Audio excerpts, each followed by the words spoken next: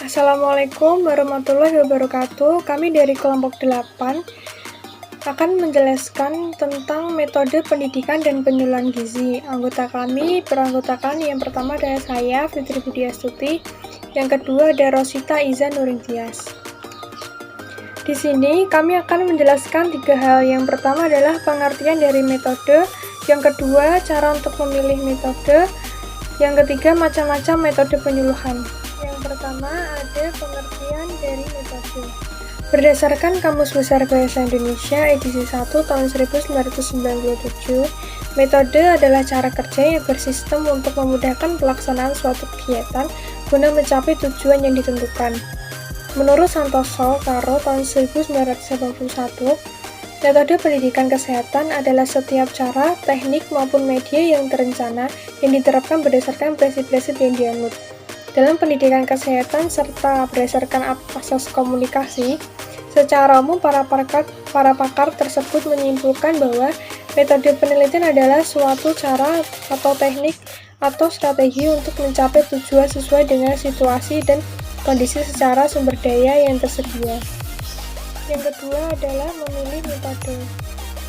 Dalam memilih metode, ada beberapa hal yang perlu ditimbangkan. Secara sistematis, penentuan metode melibatkan langkah-langkah berikut.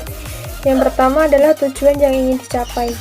Tujuan pendidikan dan penyuluhan sangat menentukan metode yang akan digunakan. Apakah tujuan ingin mengubah pengetahuan saja, atau apakah ingin mengubah sikap saja, atau apakah ingin mengubah tingkah laku saja, atau ingin mengubah dari ketiga hal tersebut.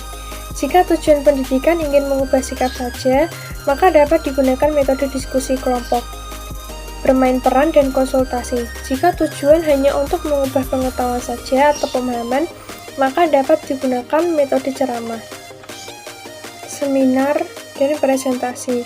Jika tujuan pendidikan adalah untuk mengubah keterampilan, metode yang digunakan adalah studi kasus, learning by doing, dan demonstrasi. Yang kedua adalah sasaran.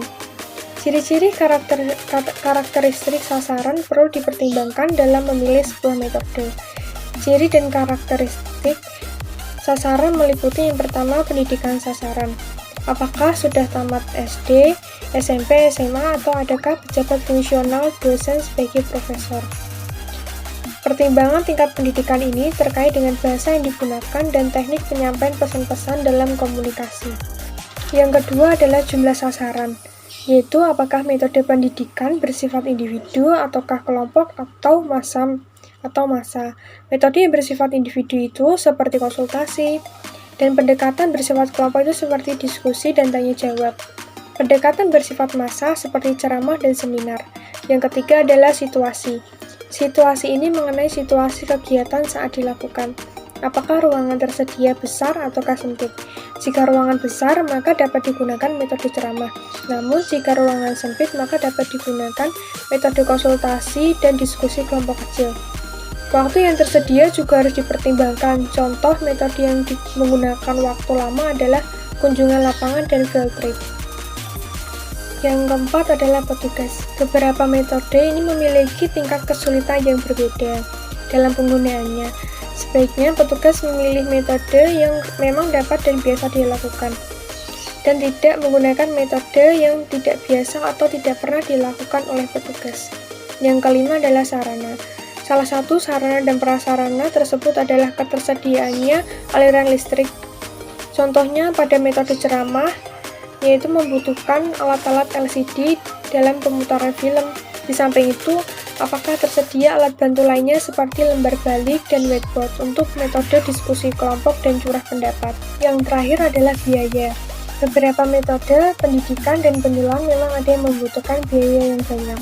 Salah satunya adalah kunjungan lapangan field trip yang membutuhkan biaya yang sangat besar untuk transportasi, konsumsi, dan biaya persiapan daerah yang dikunjungi serta biaya penjajakan sebelumnya. Metode yang menggunakan biaya relatif sedikit adalah metode konsultasi dan ceramah. Kemudian, pembahasan kita yang ketiga adalah macam-macam dari metode penyuluhan.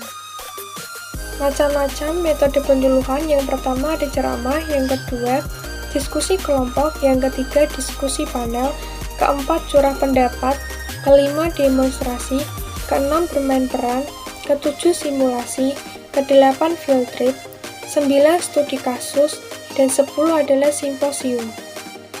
Kemudian selanjutnya ada ceramah. Metode ceramah, pengertiannya, ceramah adalah menyampaikan atau menjelaskan pesan secara lisan yang sudah dipersiapkan oleh seorang pembicara kepada kelompok pendengar dengan alat peraga yang diperlukan. Tujuannya untuk menyajikan fakta, menyampaikan pendapat tentang suatu masalah, menyampaikan pengalaman, membangkitkan semangat atau merangsang pemikiran peserta supaya berpikir kritis dalam suatu masalah. Kemudian penggunaannya menyampaikan pesan, sasaran belajar mempunyai perhatian yang selektif, kemudian sasaran belajar memerlukan informasi yang kategoris atau sistematis, kemudian sasaran belajar juga perlu menyimpan informasi dan menggunakan informasi yang diterima. Berikut ada tata letak dari metode ceramah. Kemudian kelebihan dan kekurangan metode ceramah. Kelebihannya yang pertama, cocok untuk berbagai sasaran. Yang kedua, mudah pengaturannya. Ketiga, penggunaan waktu yang efisien. Keempat, dapat dipakai pada kelompok sasaran yang besar. Yang kelima, tidak terlalu banyak menggunakan alat bantu. Yang keenam, beberapa orang lebih dapat belajar atau memahami materi dengan cara mendengar daripada membaca. Dan terakhir, dapat digunakan untuk memberi pengantar pada suatu kegiatan. Kemudian untuk kekurangannya, yang pertama, peranan peserta menjadi sangat pasif. Yang kedua, pengaruh ceramah terhadap peserta relatif sukar diukur. Yang ketiga, umpan balik terbatas. Yang keempat, apabila gaya ceramah monoton, maka akan membosankan bagi peserta. Yang kelima, seorang ahli tentang suatu masalah belum tentu menjadi pembicara yang baik. Artinya, dalam berceramah, pembicara haruslah profesional dan menguasai materi. Yang terakhir, kurang menarik dan tidak cocok untuk dipakai anak-anak. Yang selanjutnya ada diskusi kelompok. Pengertian, diskusi kelompok merupakan percakapan yang direncanakan di antara 3 orang atau lebih tentang topik tertentu dengan seorang pemimpin. Tujuannya adalah untuk mencari dan menemukan pemecahan suatu masalah, menetapkan rencana bersama, bertukar pikiran dan perasaan, terakhir mendorong partisipasi masyarakat.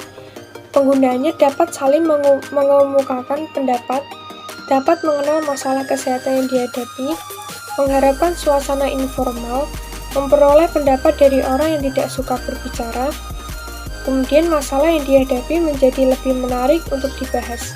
Berikut dapat dilihat tata letak pada diskusi kelompok. Yang selanjutnya ada kelebihan dan kekurangan diskusi kelompok. Kelebihan yang pertama adalah peserta menjadi lebih aktif, yang kedua kesepakatan yang dicapai secara demokratis, yang ketiga pengetahuan, pengalaman, kemampuan semua peserta dapat digali dan dimanfaatkan, yang keempat komunikasi dilakukan secara lebih dekat langsung, yang kelima kelompok dapat mengukur sendiri waktu dan tempat bertemu, yang keenam membantu dan mengembangkan kepemimpinan, yang ketujuh dapat memperluas pengetahuan dan wawasan. Untuk kekurangannya, yang pertama, salah satu atau beberapa orang dapat menguasai atau mendominasi diskusi. Yang kedua, apabila terjadi perbedaan latar belakang peserta yang agak tajam, maka diskusi dapat berlangsung dengan lama. Yang ketiga, tidak efektif jika dipakai pada kelompok sasaran yang besar. Yang keempat, membutuhkan pemimpin diskusi yang terampil. Baik, terima kasih kepada Saudari Fitri. Selanjutnya akan saya jelaskan mengenai diskusi panel. Diskusi panel adalah suatu pembicaraan yang dilakukan oleh beberapa orang yang dipilih 3-6 orang yang dipimpin oleh seorang moderator di hadapan sekumpulan pendengar. Tujuannya yaitu apabila peserta ingin mendapatkan informasi dari para ahli tentang suatu hal. Nah, di sini ada tata letaknya. Kemudian penggunaan diskusi panel, yang pertama untuk menciptakan suasana yang baik untuk komunikasi antar anggota kelompok. Kedua, untuk mengenal masalah dan bagaimana menelaahnya. Ketiga, untuk memberikan kepada pendengar pandangan tentang suatu masalah dari berbagai sudut. Keempat, untuk mendapatkan kesesuaian atau ketidaksesuaian tentang suatu masalah dan berusaha mencari konsensus. Kelima, Kelompok terlalu besar untuk dilibatkan semua dalam diskusi kelompok. Keenam, peserta bersedia bertukar pendapat dan menelaah suatu masalah secara mendalam. Ketujuh, para panelis sudah berpengalaman. Dan kedelapan, apabila tanda-tanda bahwa seandainya dilakukan diskusi kelompok, ada kemungkinan terjadi diskusi yang panas dan irasional di antara anggota kelompok.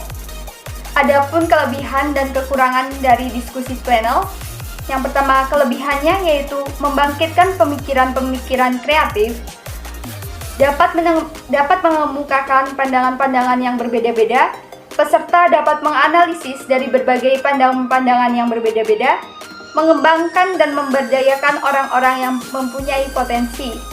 Kemudian kekurangannya yaitu memerlukan moderator yang terampil, membutuhkan persiapan yang matang, waktu persiapan diskusi panel cukup lama, tidak memungkinkan semua peserta berpartisipasi, dan kadang-kadang pembahasannya menyimpang dari topik yang telah ditentukan. Kemudian curah pendapat. Curah pendapat merupakan suatu penyampaian pendapat atau ide untuk pemecahan suatu masalah tanpa adanya kritik. Tujuannya yang pertama untuk merangsang timbulnya dan mengumpulkan sebanyak-banyaknya pendapat untuk pemecahan masalah. Kedua, untuk mengembangkan keterampilan dalam pemecahan masalah yang kreatif. Ketiga, mendorong peserta untuk berpikir kreatif. 4. Mencari cara pemecahan masalah setelah cara-cara lain gagal. Kelima, mendorong partisipasi semua peserta. Di samping ada contoh tata letaknya. Kemudian penggunaan curah pendapat. Ada 3, yaitu untuk mendapatkan gagasan atau sumbangan pemikiran sebanyak-banyaknya. Kedua, untuk mencari pemecahan masalah yang kreatif. Ketiga, dalam waktu singkat mendapatkan alternatif pemecahan masalah. Adapun kelebihan dan kekurangan dari curah pendapat. Kelebihannya yang pertama, adanya kebebasan untuk mengemukakan pendapat dengan tidak perlu takut berbuat kesalahan. Kedua, semua peserta berpartisipasi. Ketiga, suasana tidak menegangkan. Dan keempat, dapat ditemukan gagasan baru. Kekurangannya yaitu yang pertama, beberapa pendapat kurang bermanfaat. Kedua, beberapa orang sukar melepaskan diri dari pekerjaan sehari-hari. Ketiga, salah mengkaji pendapat-pendapat terkadang mengalami kesulitan. Selanjutnya, demonstrasi. Demonstrasi merupakan peragaan atau menunjukkan kepada peserta bagaimana melakukan atau menggunakan sesuatu. Tujuannya yaitu mengajarkan secara nyata bagaimana melakukan atau menggunakan sesuatu. Kedua, menunjukkan cara-cara, prosedur dengan teknik yang baru. Dan penggunaannya yaitu untuk membandingkan suatu cara dengan cara lain untuk mengetahui kebenaran dalam proses mengerjakan atau menggunakan sesuatu. Mengajarkan prosedur yang benar, tersedia alat peraga, tersedia tenaga pengajar yang terampil. Di samping ada tata letaknya. Kemudian kelebihan dan kekurangan dari demonstrasi. Yang pertama, kelebihannya, orang biasanya lebih percaya dari apa yang mereka lihat atau kerjakan. Kedua, peragaan dapat langsung dicoba oleh peserta. Ketiga, menggunakan benda nyata. Keempat, suasana santai dan menyenangkan. Kelima, membuat proses pembelajaran menjadi lebih jelas. Keenam, menyesuaikan teori dengan kenyataan. Dan yang ketujuh, peserta dirangsang untuk mengamati secara teliti dan mendetail. Kekurangannya, yang pertama memerlukan keterampilan khusus dari penyuluh. Kedua, alat-alat dan biaya serta tempat belum tentu tersedia. Ketiga, memerlukan persiapan dan perencanaan yang matang.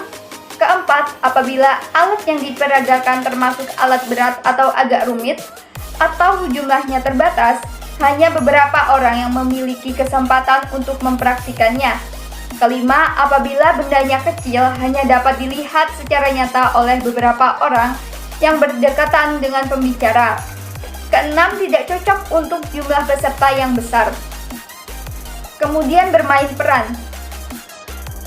Peserta memerankan seperti dalam kenyataan, kemudian peserta mencoba untuk memecahkan masalah yang dihadapi. Tujuannya yaitu mengunggah suatu persoalan yang menyangkut hubungan manusia.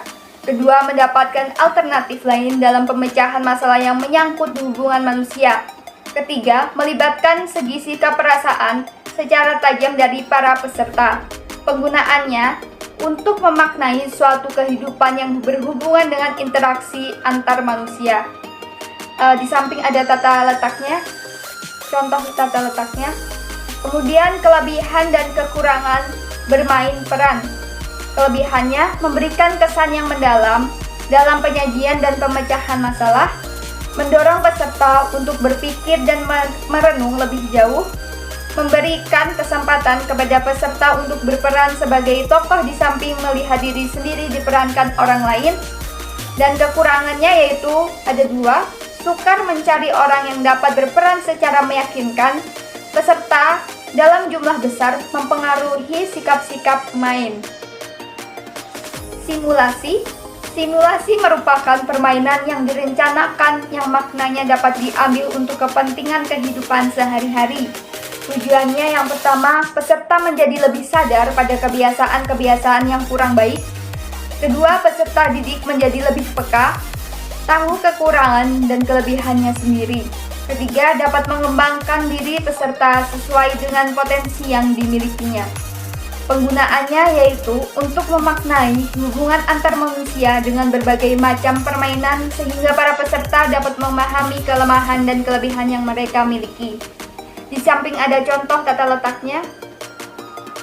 Adapun kelebihan dan kekurangan dari simulasi, kelebihannya yaitu peserta langsung mengalami dan berbuat, suasana lebih santai, peserta dapat menarik makna dalam permasalahan dalam kehidupan sehari-hari. Permainan akan menimbulkan kesan yang mendalam. Kekurangannya, apabila topik tidak tepat, maka tujuan simulasi tidak akan tercapai. Yang kedua, membutuhkan alat-alat untuk mendukung permainan. Ketiga, kadang peserta sulit ditunjuk dan menolak menjadi pemain simulasi. Dan terakhir, umumnya berhenti pada permainan dan makna atau manfaatnya tidak dapat digali. Meninjau lapangan. Meninjau lapangan merupakan pergi tempat-tempat baik di komunitas atau tatanan lain yang dianggap perlu untuk memantapkan hasil belajar. Misalnya, kunjungan ke posyandu untuk melihat pelaksanaan 9 langkah penimbangan oleh kader. Tujuannya yaitu agar para peserta mendapatkan gambaran langsung dari kenyataan yang ada di masyarakat. Penggunaannya yaitu peserta perlu memahami dan menghayati permasalahan secara nyata. Peserta mengalami kegiatan nyata di masyarakat. Peserta perlu mendapatkan gambaran langsung dari kenyataan yang ada. Kelebihan dan kekurangannya yaitu kelebihan peserta dapat memecahkan masalah sesuai dengan kenyataan, mendapatkan keterangan langsung dari lapangan dan dapat belajar hal-hal praktis, menimbulkan kesan yang mendalam, dapat mendorong tempat yang dikunjungi untuk berkembang menjadi lebih baik. Kekurangannya yaitu memerlukan banyak waktu. Jika tempat tidak jelas, peserta tidak tertarik untuk mengunjunginya, dan ada kalanya petugas lapangan merasa terganggu. Studi kasus. Studi kasus adalah sekumpulan situasi masalah yang dianalisis secara mendalam atau mendetail. Tujuannya yaitu untuk melatih peserta didik guna mengembangkan pengetahuan, sikap keterampilan dengan cara mempelajari sesuatu secara mendalam. Dari segi gizi, biasanya peserta diberikan kasus beberapa penyakit peserta, diharapkan mempelajari dari segi patologi, intervensi diet, dan evaluasinya. Penggunaannya yaitu menganalisis masalah secara mendalam, membantu peserta memahami masalah secara mendetail. Pemilihan kasus yang baik dapat memberikan wawasan yang luas, memungkinkan pertukaran pendapat dan evaluasi sebagai landasan diskusi yang bersifat analisis dan landasan bagi pengembangan alternatif pemecahan masalah. Adapun kelebihan dan kekurangan dari studi kasus, kelebihannya dapat dilaksanakan sebelum diskusi. Hasil studi kasus sebagai acuan diskusi. Anggota kelompok mempunyai kesempatan yang sama untuk mempelajari sesuatu dan menerapkan teori-teori yang sudah didapat sebelumnya. Kekurangannya yaitu membutuhkan keterampilan menulis laporan, memerlukan banyak waktu, sulit dipakai untuk mengukur hal-hal yang bersifat emosional, dan dapat menimbulkan frustasi apabila tidak ada pemecahan yang dapat dihasilkan. Simposium.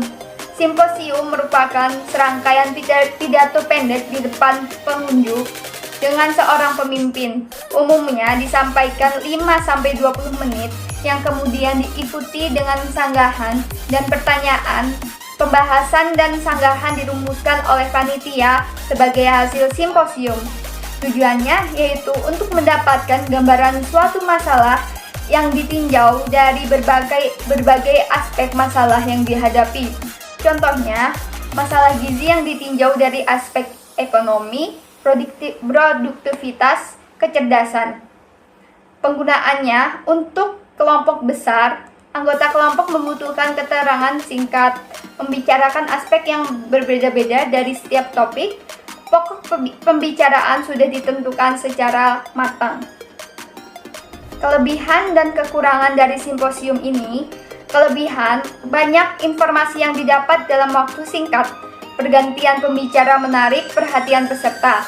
Dapat digunakan dalam kelompok besar, dapat dipersiapkan dengan baik jauh sebelum hari dilaksanakan simposium.